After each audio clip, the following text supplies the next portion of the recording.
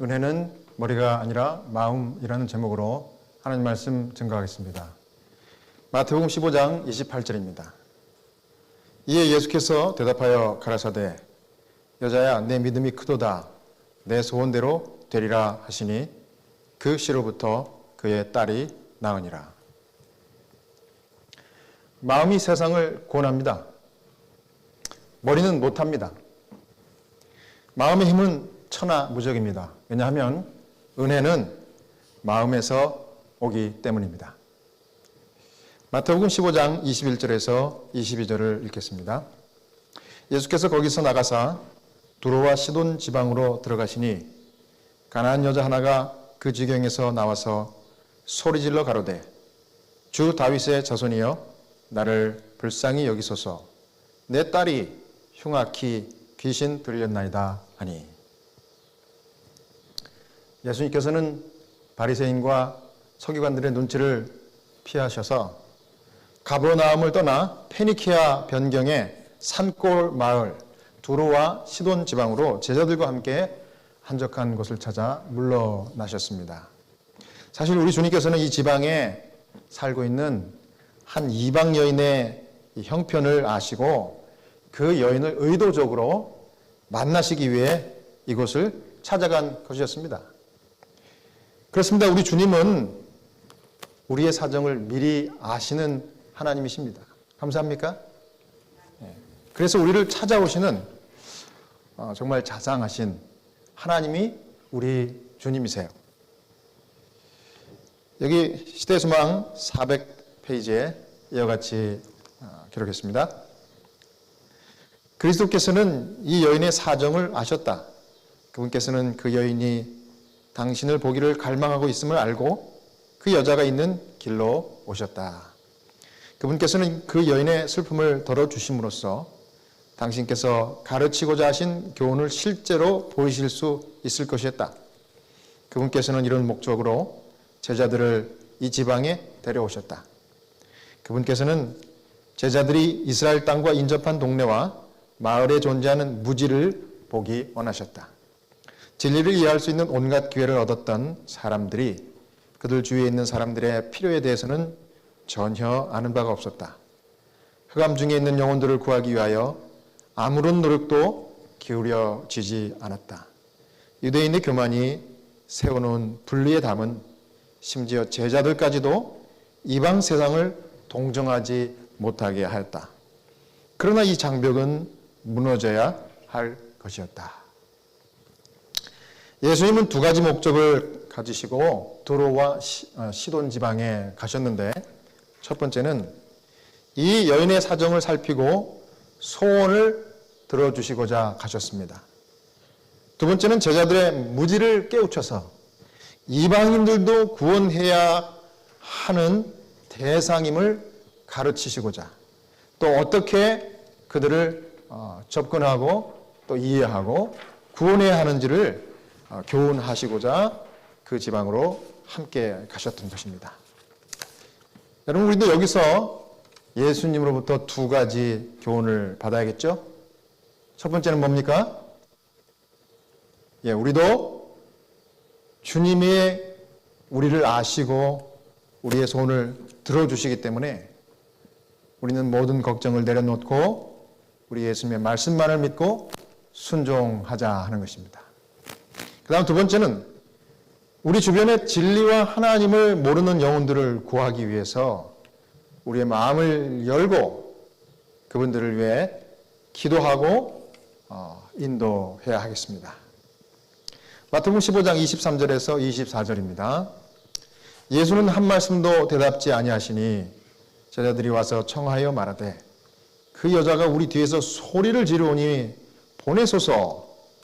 예수께서 대답하여 가라사대 나는 이스라엘 집에 잃어버린 양 외에는 다른 데로 보내심을 받지 아니하였노라 하신대. 자, 지금부터 이 이방 여인을 대하시는 이 예수님의 태도, 그분의 이 모습을 통해서 우리 주님께서 제자들과 또 저와 여러분들에게 주시고자 하시는 교훈을 우리가 보는데요. 그것은 철저히 주님이 계산하신 행동과 말씀이었습니다. 주님이 계산하신 말씀과 행동을 우리가 좀 생각을 해보겠습니다. 첫 번째, 우리 주님이 이 이방 여인을 제자들 앞에서 어떻게 대하셨는지 그 행동은요, 이방인 여인의 이 소리 지르는 간청, 소리를 질렀다고 그랬습니다. 그렇죠? 이것을 예수님은 정말 유대인인 당신의 이 제자들이라고 하면은 취하였을 그 행동을 그대로 취하셨습니다. 어떤 행동입니까?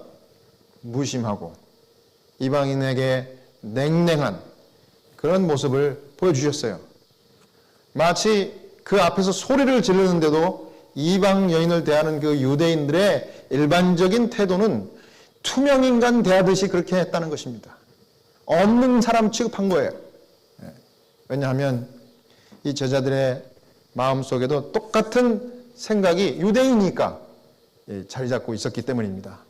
편견과 장벽이 들어찼던 이 유대인 제자들이 얼마나 차갑고 냉랭한지를 아주 가까이에서 예수님께서 그렇게 행동하심으로써 저들도 한번 보라고, 느껴보라고 그렇게 행동하셨습니다. 그 다음 두 번째는 말씀이죠. 예수님이 어떤 말씀하셨습니까? 예수님은 이 여인에게 유대인이라면 이 상황에서 반사적으로 내뱉었을 그런 냉랭하고 관계를 단절하는 그런 말을 툭 뱉으셨어요. 그런데 그걸 지켜보던 제자들도 예수님이 평상시 같지 않게 이렇게 차갑고 배척하는 이 거절의 말씀을 보고 사실 살짝 놀랐을 것입니다. 예수님이 제자들 보고 너희들도 한번 느껴보라고 그렇게 하신 거예요. 아주 계산적인 행동과 말씀입니다. 그래서 제자들이 이제 23절에 어떻게 반응했습니까? 여기 뭐라고 그랬어요? 예수님께 와가지고 주님, 이 여자가 우리 뒤에서 소리를 지르고 있습니다. 이 이방 여자가 소리를 지르고 있다는 거예요. 그러니 어떻게 하시라는 거예요? 주님, 이 이방 여인을 내쫓으십시오. 더 이상 따라오지 못하게 좀 꾸짖으십시오. 이렇게 큰 소리로 이야기를 했습니다. 이 제자들의 귀에 이 여인의 소리 지르는 소원은 사실 이 귀신 들린 자기의 이 딸, 친딸을 고쳐달라고 하는 이 어미의 외치는 간절한 소원, 간청이었어요. 마음의 바람이었죠. 간절한 소원의 말이었습니다. 정말 마음에서부터 정말 진심으로 주님께 도움을 요청하는 그런 마음속의 소원의 말이었어요. 그런데 이 제자들은 뭐라 그럽니까? 늘 그렇게 이방인들을 대했던 것처럼 한낱 소음으로 여겼습니다. 그리고 무시하고 배척해하는 귀찮은 소리에 불과했던 것입니다. 그래서 뭐라 그래요? 이 여인의 간청이라고 하지 않고 뭐라 그래요? 내 뒤에서, 우리 뒤에서 뭐 한다고요? 뭘 지른다고? 소음. 아주 잡음을 크게 낸다는 얘기예요. 그러니 방해가 되니까 주님 좀 꾸짖어서 가라고 좀 하십시오. 그렇게 한 것입니다. 아주 귀찮은 소리를 들은 것처럼. 그래서 제자들이 그렇게 말씀을 드렸는데 이 정도 유대인이 다른 유대인에게 이렇게 이야기하면 그 현장에 있는 이방인이라고 하면 어떻게 해야 됩니까? 알아서 어떻게 돼요? 알아서 자기 스스로 그 자리를 떠나야 돼요. 그게 늘상 있었던 일입니다. 직접 꾸짖지는 않았지만 제3자에게 불평을 토로한 그 얘기를 듣고 이 이방 여인은 유대인을 여태까지 대한 것에 의하면은 이 정도 선에서 그만 외치고 빠져둬야 됩니다. 그런데 여러분, 이 여자가 빠졌습니까? 안 빠졌습니까? 빠지기는커녕 더 주님 앞에 바짝 달려가서 아주 간절한 마음으로 이 소원을 이야기하는 것입니다. 여기 뭐라고 그랬어요? 마태복음 15장 25절에서 26절입니다. 여자가 와서 예수께 절하며 가로되, 예수께 뭐 하면서요? 아주 이번에는 예수께 절하며 주여 저를 도우소서. 그랬더니 예수님이 뭐라고 그랬어요? 이제까지는 한마디도 안 하고 투명인간 대하듯이 그냥 묵묵하게 걸어가시다가 한마디 하셨는데 뭐라고 그래요? 가라사대 자녀의 떡을 취하여 던짐이 마땅하지 아니하니라. 자, 이방 여자가 포기하지 않고 예수님께 넙죽 절하면서 저를 좀 도와주십시오, 그렇게 얘기했는데 예수님 뭐라 그래요? 예? 아주 더 매몰찬 얘기를 하시는 것입니다. 그런데 그 매몰찬 얘기를 들었던 여인이 반응이 참 묘합니다. 그런 말을 들었으면 당사자에게 어떻게 해야 돼요? 포기하고 가야 돼요. 이제 정말 마지막 말을 들었으니까 가야 됩니다. 그런데 여인이 포기하지 않았어요. 왜 그랬을까? 여기 시대소망 400페이지에 이렇게 설명합니다. 예수께서는 대답하지 않으셨지만 그 여인은 믿음을 잃지 않았다. 그분께서 마치 여인의 말을 듣지 못하신 듯 그대로 지나가시자 그 여인은 계속 탄원하면서 예수를 쫓았다. 제자들은 그 여자의 집요함을 귀찮게 여겨 예수께 그 여자를 돌려보내기를 요청하였다. 그들은 저희 선생께서 그 여인을 냉담하게 대하시는 것을 보고 가나안인에 대한 유대인의 편견을 그분께서 좋게 여기신다고 상상하였다. 그러나 그 여인이 간구를 청한 분은 긍휼이 많으신 구주이셨다. 이 마지막 요 부분이 참 감동 있지 않습니까? 예수님이 처음에는 대답을 하지 않았어요. 투명인간 대하듯이 그렇게 이 여인을 취급했습니다. 그러니까 그 모습을 보고 제자들도 유대인으로서 당연하구나, 우리가 하는 행동을 예수님도 동의하시는구나, 그러고서 가만히 지켜보고 있었습니다. 그런데 사실은 이 여자가 누구에게 와서 간청하는 거예요? 여기 시대소망의 표현에 의하면은, 그러나 그 여인이 간구를 청한 분은 긍휼이 많으신 구주이셨다. 우리 주님은요, 도움을 요청하는 어느 누구도 배척하지 않으시는 긍휼이 많으신 구주이십니다.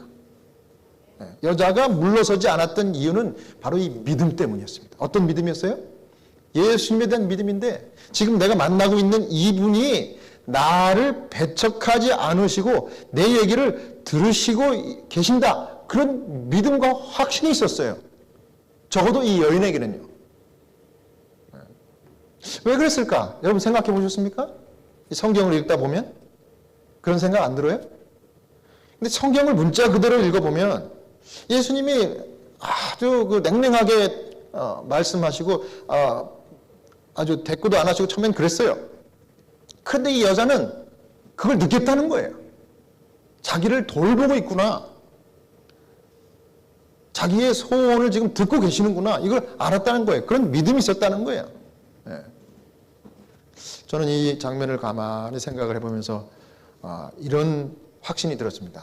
그 당시 이 상황에서 예수님은 이 말을 하시지 않든 또 냉랭한 말씀을 하시든지 간에 그 눈빛으로 이 여인을 케어했던 것 같아요. 이 성경이 예수님의 눈빛이 어땠다 기록을 안 하니까 우리가 모르는 거지, 얼마든지 상상할 수 있습니다. 이 눈빛을 여인이 바라봤을 때 그 예수님의 눈빛은 말씀을 하지 않는 그 순간에도 사랑과 자기를 향한 동정의 눈빛을 여기 봤던 것입니다. 그 다음에 일반적으로 이 이방 여인이 유대인에게 이렇게 와서 무슨 도움을 요청한다든지 어떤 말을 건다든지 이렇게 할 때 유대인들은 어떻게 했는가 하면 진짜 투명인간 취급하고 소리를 질러도요 그냥 빨리 걸어가지고 그냥 도망가 버렸어요. 내뺐어요. 내뺍니다. 그래도 아무도 뭐라고 어큐즈 할 수 없어요. 그런데 저는 예수님이 이 이방 여인을 만났을 때 말씀은 안 했지만 그 걸어가시던 그 행보를 생각해 봤어요. 어땠을까요? 일반적인 유대인처럼 빨리 예수님도 그 여인에게서 벗어나기 위해서 내빼셨을까요? 저는 아니라고 봅니다. 이방 여인이 지근거리에서 관계를 유지할 수 있는 그 보폭을 어쩌면 지금까지 걸어오셨던 그 보폭보다 더 천천히 걸어가셨을지도 몰라요. 네. 말씀은 안 하셨지만 그래서 이 이방 여인은 뭔가 다른 특별한 이 믿음을 가질 수 있었던 거예요. 아, 이분이 나를 돌보시고 내 이야기를 들으시고 계시는구나. 네. 그래서 더 적극적으로 이제 주님 앞에 자기 사정을 이야기하기 위해서 그 주님 앞에 절하고 뭐라고 그랬습니까? 예? 주여, 저를 도와주십시오. 또다시 그렇게 이야기한 것입니다. 그랬더니 예수님이 26절에 뭐라 그럽니까? 예수님이 하신 말씀이 바로 이거예요. 대답하여 가라사대 자녀의 떡을 취하여 개들에게 던짐이 마땅치 아니하니라. 이 말씀을 할 때는 일반적인 유대인이 했던 말씀을 하시는 것 같이 보여요. 그렇죠? 그래서 너는 개고 이방인이니까 유대인들이 그렇게 생각했거든요. 너는 개고 우리 유대인은 너 같은 여인을 상종하지도 않을 뿐더러 이 개에게 이 자녀의 먹을 떡을 던져주지도 않는다. 뭐 이런 얘기를 하신 거예요. 그래서 하나님의 백성이 받을 축복을 이스라엘과 다른 외인들과 이방인들에게 주는 것이 옳지 않다고 주장하시는 것 같이 그렇게 보이는 말씀을 하셨어요. 정말 이 정도 선언을 들으면 열성이 부족한 간구자였다면 이 말을 듣고 정말 낙심했을 것입니다. 그런데 여러분, 이 여인은 오히려 그 말을 듣고 기회가 왔다는 것을 알았습니다. 예수님의 표면상의 거절 그 이면에 숨길 수 없는 긍휼하심이 있다는 것을 보았어요. 여러분, 예수님이 이쯤 되면 대화의 달인이라고 저는 생각합니다. 대화의 달인. 예수님에게 이 상담학을 배워야 될 것 같아요. 참 이 이방 여인에게 대했던 예수님의 그 모습이 얼마나 정말 감동인지 모릅니다. 우리 예수님은 표면상의 거절 그 이면에 숨길 수 없는 긍휼의 모습을 보여주신 거예요. 이게 중요한 모습입니다. 이 여인의 마음을 그래서 어떻게 했습니까? 열어 채치셨어요. 저는 이 장면을 생각하면서 오늘도 다시 한번 이 말씀을 쭉 읽으면서 이 장면을 그렇게 생각해 보니까 예수님의 이 모습이 아주 감동이 밀려오더라고요. 정말 감동적인 장면입니다. 사랑하는 여러분, 이 마음이 참 중요해요. 여러분, 마음이 열리면요 은혜가 넘칩니다. 은혜가 넘치면 생명과 구원입니다, 여러분. 예수님은 당시 유대인에게는 불가능한 그런 이야기지만 이방인에게는 흔한 그 사정을 아셨던 것 같아요. 어떤 얘기입니까? 사실 이 유대인들에게는요, 그때 당시에 이 성경을 보면 이 개에 대한 언급이 나오면은요, 별로 좋지 않아요. 우리는 뭐 요즘 뭐 미국에서 애완견 아주 뭐 가족처럼 그렇게 사랑하고 돌보고 키우고 그렇게 하지만은 이 유대인들에게 있어서 이 개의 개념은요, 절대 방 안에서 이렇게 같이 생활을 하는 애완견 개념이 아니고 바깥에서 살아야 되는 그런 개입니다. 진짜 개예요. 그런데 이 이방인들은 좀 달랐어요. 이방인들은요, 그때 당시에도 이 개의 개념이 이 애완견 개념이었습니다. 그래서 개도 애완견으로 정말 온 식구들과 함께 같이 그렇게 집 안에서 생활했어요. 그래서 개들이 종종 이 주인이 먹는 그 식탁 밑에 이렇게 기다리고 있다가 먹는 음식 부스러기가 떨어지면 그것을 주워 먹고 또 이렇게 주기도 하고 이렇게 했던 거예요. 그게 흔한 일이었습니다. 이방인들에게는. 유대인들에게는 있을 수 없는 일이었습니다. 그래서 지금 주변에 있는 유대인들, 특별히 유대인 예수님의 제자들은 도무지 이해할 수 없는, 그냥 단순하게 예수님이 너를 개라고 얘기하는구나. 그래서 유대인적으로 그냥 이해할 뿐이었는데 사실은 이 여인과 깊은 대화를 한 것입니다. 그래서 이 개라고 여기 지금 우리말 성경에는 이렇게 나와 있지만은 이 다른 번역에 보면, 특별히 공동 번역에 보면은 조금 우리의 이해를 도울 수 있는 이런 표현을 썼습니다. 제가 이 공동 번역을 그대로 읽어드리겠습니다. 25절부터요. 그러자 그 여자가 예수께 다가와서 꿇어 엎드려 주님 저를 도와주십시오 하고 애원하였다. 그러나 예수께서는 자녀들이 먹을 빵을 강아지에게 던져주는 것은 옳지 않다 하며 거절하셨다. 그러자 그 여자는 주님 그렇긴 합니다마는 강아지도 주인의 상에서 떨어지는 부스러기는 주워 먹지 않습니까? 하고 말하였다. 자, 뭐라 그랬어요? 여기는 공동번역에는 강아지라고, 강아지. 애완견 개념입니다, 여러분. 이 여인과 예수님이 대화가 통한 거예요. 유대인 제자들은 그 대화가 이런 깊이 있는 대화였는지를 알지 못했어요.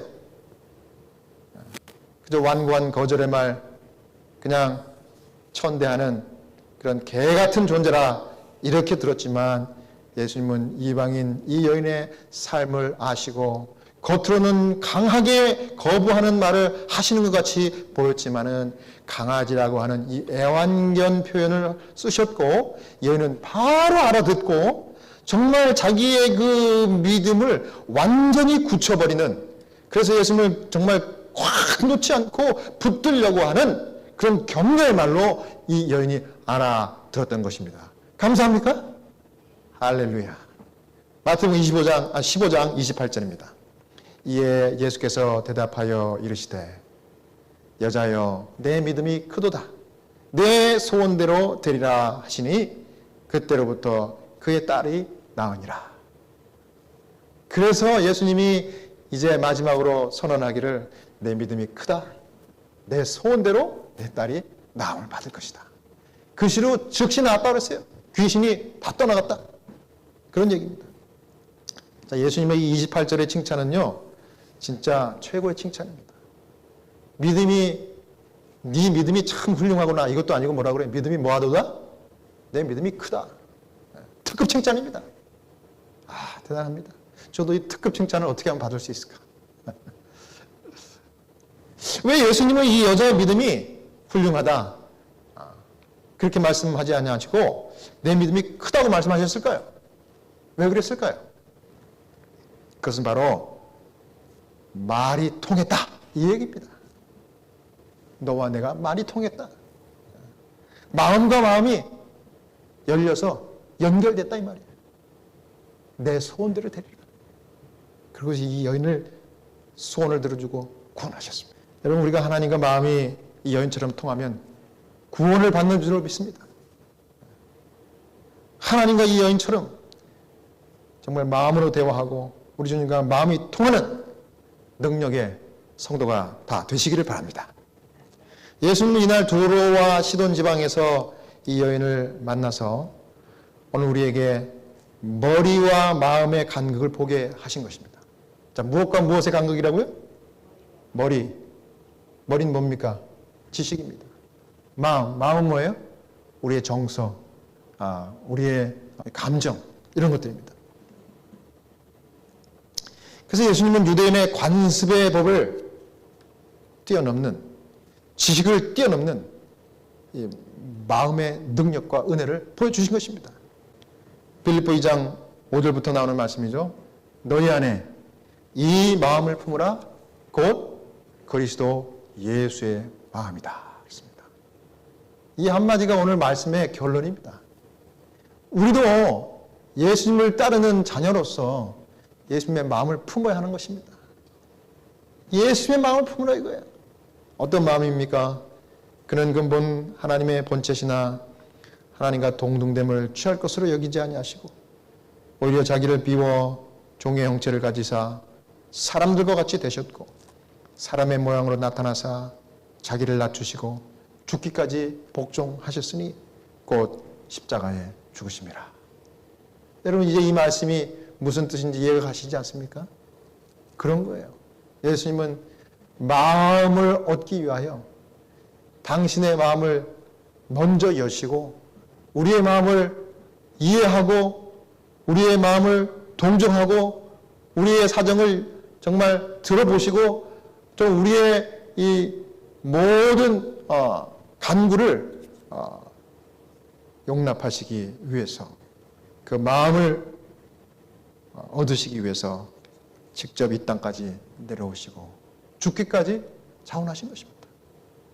낮추시고 낮추셔서 마침내 종의 모습으로 오시기까지 또 십자가에 죽으시기까지 복종하셨다. 얼마나 귀한 말씀입니까? 정말 생각할수록 은혜가 넘치고 감사하고 너무 죄송하고 죄인으로서 말이죠. 그래서 우리가 여기서 이렇게 은혜롭게 이 영광의 자리에 나와서 하나님을 찬양하고 경배하는 거 아닙니까, 여러분? 얼마나 감사한지 몰라요. 우리가 지난 한 주일을 사는 것 여러분 다 돌아보시고 생각해 보십시오. 정말 틈만 나면 죄질 생각, 반역하고 주님을 슬프게 하신 일만 그렇게 궁리하면서 살았던 우리인데 여전히 똑같은 사랑으로 우리를 품으시고 또 용서하시고 여전히 초청하셔서 이 영광의 자리에 나와 예배하고 경배하게 하시지 않습니까, 여러분? 얼마나 감사한지 몰라요. 은혜가 아니면 우리는 살 길이 없어요. 저는 은혜를 깨닫는 것이 믿음이다. 그 신앙이다. 하나님의 마음을 이해하는 거예요. 마음을 이해해야 돼요. 사람들의 마음을 이해하고 예수님의 마음을 이해해야 되는 것입니다. 저는 지난 한 주일 동안 참 병원에서 하나님께서 정말 귀한 경험을 하게 하셨어요. 월요일날 출근했더니 갑자기 중환자실 병동에서 의사 선생님이 긴급한 요청을 합니다. 윤리위원회를 빨리 소집을 해서 이 환자, 이 가족들의 이 난처한 이 상황을 빨리 좀 도와드리고 해결할 수 있도록 도와주십시오. 여러분, 제가 채플린으로 병원에서 정말 힘든 이 상황을 만나면 윤리위원회 이 위원들을 다 소집하고 한 3일 걸려요. 요즘 같으면 코로나, 코비드 이것 때문에 대면 위원회를 할 수가 없기 때문에 이 온라인으로 해야 됩니다. 그러면 이제 날짜도 정해야 되고 시간도 정해야 되고 한 윤리위원이 한 20명 정도 되는데 거긴 뭐 의사 선생님을 비롯해서 간호사, 그 다음에 소셜워커, 채플린 모든 병원의 중요한 이 분들이 다 참여를 해서 아주 어려운 상황을 환자들의 어려운 상황을 의논해 가지고 어떻게 하면 좋을지 이 제안을 하는 것이 윤리위원회예요. 제가 이제 그 책임을 맡아가지고 그걸 하는데 아니 한 2, 3일 여유를 주는 게 아니라 빨리 오늘 당장 해야 된대요. 알고 봤더니 이 상황이 그럴 수밖에 없었습니다. 35살 된 참 젊은 환자예요. 아프리칸 아메리칸 흑인 환자입니다. 남자 환자인데 갑자기 원인을 알 수 없는 스트로크가 왔다 그래요. 그래갖고 뇌출혈이 심해가지고 이미 병원에 응급실에 도착했을 때는 일요일 저녁에 도착을 했는데 이미 뇌사예요, 뇌사. 그러니까 뇌사 상태는 죽은 겁니다. 심장이 뛰긴 하지만 뇌는 이미 죽은 사망이에요, 사망. 이제 병원에서 이제 중환자실로 옮겼습니다. 근데 이 환자가 올간 도너입니다. 그러니까 장기를 기증하기 위해서 드라이버스 라이선스를 이렇게 할 때 사인을 한 거예요. 컨센트. 사인을 한 거예요. 그래서 올간 도너라는 것이 이제 밝혀지니까 바로 이제 장기 기증 그 컴퍼니에 연락이 돼가지고 그분들이 왔습니다. 빨리 이걸 해야 된대요. 근데 가족들이 왔어요. 가족들이 너무 충격을 받고 아주 난리가 났습니다. 아니, 이 사랑하는 내 남편 또 사랑하는 내 아들이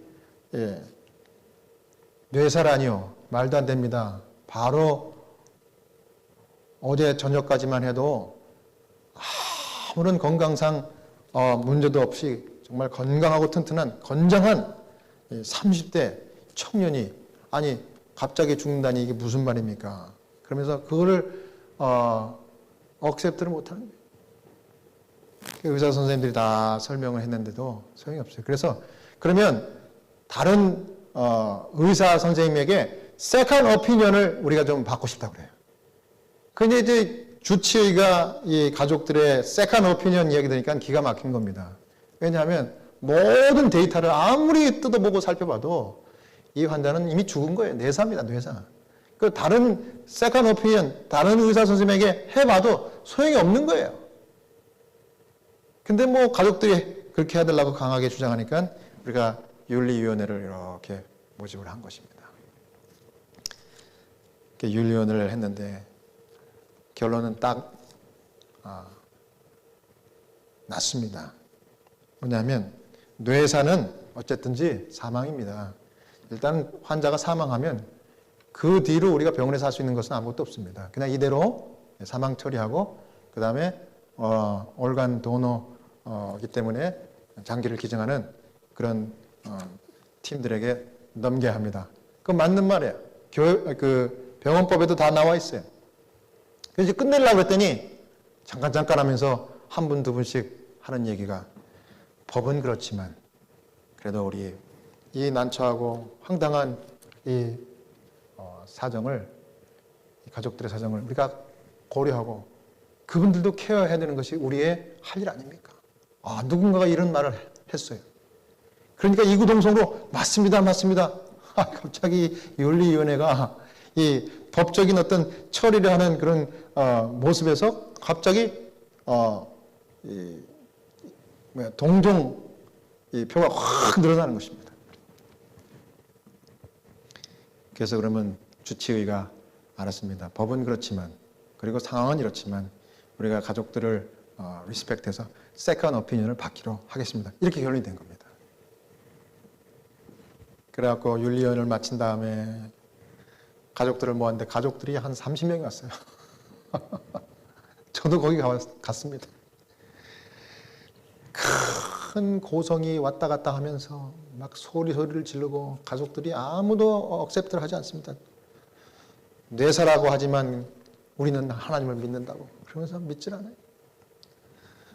어떤 가족들은 뭐 그냥 이 병원이 너무 아주 형편없는 이 케어를 해서 우리 아이가 뇌사가 된 거 아니냐고 오히려 병원을 그냥 블레임합니다. 그리고 병원에서 이 로열을 준비하시는 게 현명할 겁니다. 누군가 그렇게 얘기하는 거예요. 저도 거기 있었는데 살벌했습니다. 아주 고성이 왔다 갔다. 그 중에 제일 이 상황을 받아들일 수 없던 분은 당연히 그 부인이 아니고 누구였을까요? 그 어머니였습니다. 어머니가 벌떡 일어나면서 나는 여러분들이 하는 말을 한마디도 알아들을 수도 없고 또 받아들일 수도 없습니다. 우리 아들은 절대 안 죽습니다. 죽어서도 안 됩니다. 당연한 말이죠. 부모가 할 수 있는. 그러면서 소리를 버럭버럭 지르면서 막 나가려고 그래요.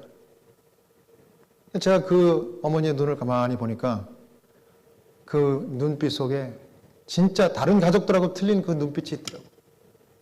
그 마음을 보겠더라고요. 내 아들은 절대 죽지 않습니다. 그 말할 때 가슴을 이렇게 터치하는 그런 음성이 이렇게 저에게 들리는 것 같았어요. 저만 느끼지 않고 다른 분들 다 느꼈는 것 같아요. 의사 선생님이나 간호사가, 소셜워커가 정말 그 말을 듣고 마음이 다 무너져 내려갑니다. 우리도 돕고 싶은데 방법이 없는 거예요.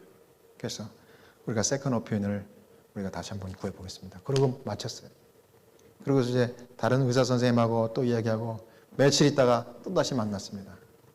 이번에는 간호부장님하고 그다음에 그 어머니하고 그 부인하고 또 사돈 그 부인의 어머니하고 셋이 나왔어요. 저도 그 자리에 갔습니다.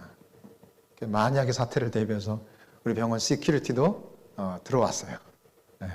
또 난동을 부리면 안 되니까.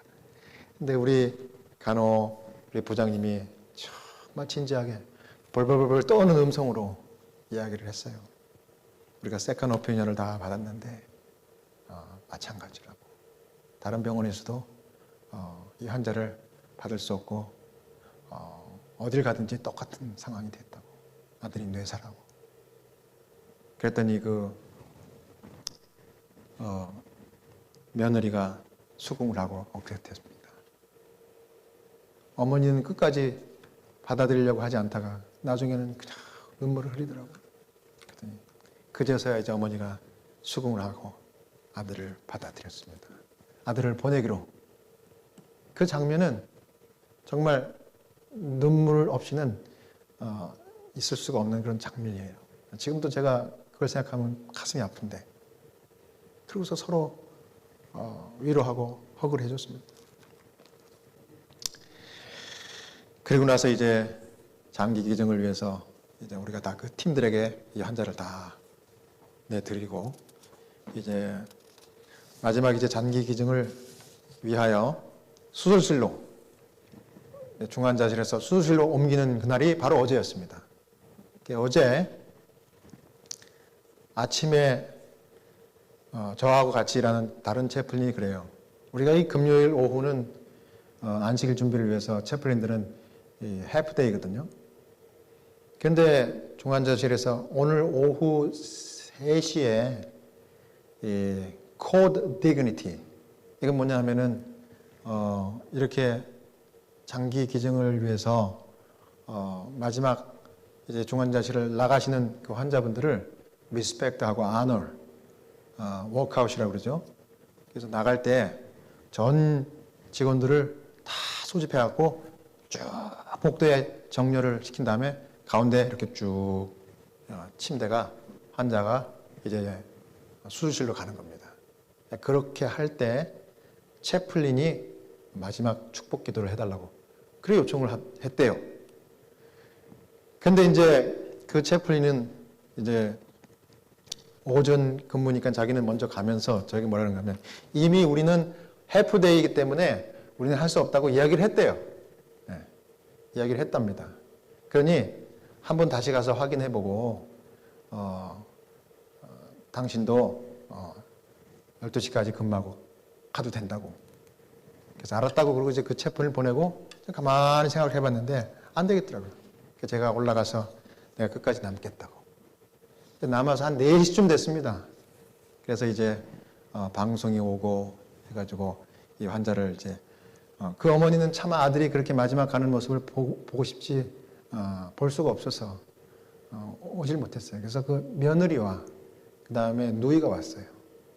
그래서 제가 옆에서 이제 침대를 쭉 밀면서 이제 직원들이 정리해 있는 이 복도에서 하나님 앞에 크게 기도했습니다. 하나님 아버지, 정말 이 사랑하는 주의 아들이 이제 예수님의 발자취를 따라가기 위해서 자신의 이 장기를 기증하고 이 장기로 인해서 수많은 다른 생명들이 살아날 수 있는 그 길을 가려고 합니다.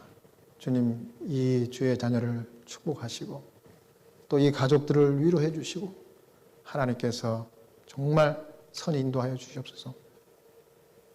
쭉 하면서 기도를 했어요. 그랬더니 온 가족들이 다 울고 직원들이 울고 그러면서 이 수술실로 보내드렸습니다. 그런데 제가 그분들을 보내드리고 바로 전날 어머니가 나는 아들 가는 모습 볼 수 없어요 하면서 울면서 했던 말이 기억나더라고요. 아들이 결국은 예수님이 가신 발걸음을 따라가네요. 그러면서 아들을 보내는 그런 말을 하더라고요. 저희 기도해 드렸습니다. 사랑하는 여러분, 저는 이 일을 통해서 예수님의 마음을 다시 한번 봤습니다. 그 아들을 다른 사람을 위하여 희생하는 자리에 내어주는 그 어머니의 마음을 통해서 그 아들 예수를 이 땅에 보내셔서 우리를 대신해서 죽는 길을 가게 하신 그 아버지 하나님의 마음을 그 어머니에게서 봤어요. 그런데 그 길을 똑같이 가야 하는 그 아들을 보낼 때 그 어머니가 그렇게 마음을 열고 통곡을 하고 또 하나님께 기도하더라고요. 저는 그 모습을 왜 하나님께서 나에게 보여주셨는가? 너도 그와 같이 살아라. 머리로 살지 말고 마음으로 이해하고 사람들을 대하며 구원하라. 그렇게 교훈하시는 거예요. 사랑하는 여러분, 오늘 우리가 왜 이 자리에 있어야 합니까? 왜 이런 영광스러운 자리에 주님이 불러주셨나요? 이 받은 은혜 너만 누리지 말고 이 불쌍한 영혼들을 정말 내 마음으로, 예수님의 마음으로 이해하고 그들을 받아주라고 우리를 부르신 것입니다. 그러니 여러분 어떻게 해야 되겠어요? 저는 다른 건 몰라도 이제부터라도, 지금부터라도 마음을 다시 한번 결심합니다. 어떻게 하자고요? 왜 이 교회를 이곳에 세워주셨나요? 왜 이 코로나의 어려운 환경 가운데서도 이 꺼질 것 같은 이 교회 이 등대를 붙들고 있어야 하는가요? 조만간에 하나님께서 우리에게 영혼을 보내주시려고 주님 기다리고 있고 주님께서 지금 준비하고 있다는 겁니다. 우리가 준비되지 않은 게 문제예요. 내 마음이 되기까지 주님이 지금 홀드하고 있는 것 같아요. 내 마음이 되기까지 이 경험을 통해서, 이 성경 이 말씀을 통해서 다시 한번 네 마음을 정말 주님께 드리고 다른 사람들을 이해할 수 있는 마음으로 바꿔달라고 주님께 기도해라 이겁니다. 제가 오늘 아침에 다시 한번 결심했습니다. 이 주변에 있는 진리를 모르고 하나님을 모르는 사람들을 위해서 내가 열렬히 기도해야 되겠다. 그 마음을 달라고 기도해야 되겠다. 우리 영혼들을 보내달라고 기도해야 되겠다. 채워달라고 간구해야 되겠다. 긍휼이 많으신 하나님께서는 우리의 간구를 흘려버리지 않으신다는 것을 여러분 믿으시기 바랍니다. 주님이 들으실 것이고 주님이 응답해서 우리의 기도를 들어주실 것입니다. 영혼을 보내주실 것이고 그 영혼들에게 정말 구원의 은혜를 베풀어 주실 것입니다.